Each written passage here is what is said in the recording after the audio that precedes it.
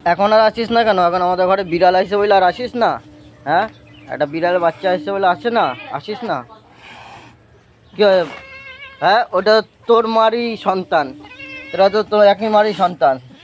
হ্যাঁ, এক মারই তো সন্তান তোরা। ওই মারবো কিন্তু এবার।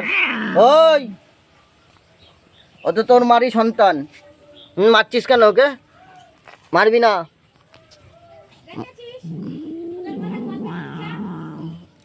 ওই, এবার দিয়ে কিন্তু মুড়ি দেবো না, ওকে আর মারবি না।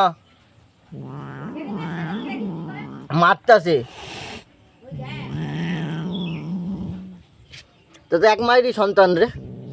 হ্যাঁ, আগে তুই হয়েছিস, তারপর হয়েছে। তুই 1 বছর আগে হয়েছিস, ওই দেখো মুড়ি খাইলো না, চলে গেল। আয় আয় আয়, খা, আয় আয় আয় আয়, নিয়ে যেতেছি, আয়। তোরা এত হিংসা কেন করিস? তোমার মারছে, কোথায় মারছে?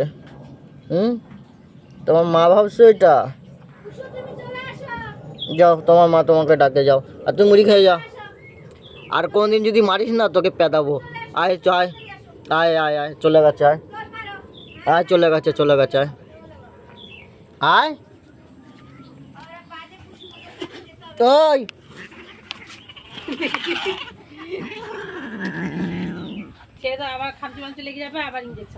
খা মুড়ি, খা খা, চলে লাগাচ্ছে ও। ভাগ এখান থেকে, আর দেবোই না তোকে মুড়ি, আর করতে যায়।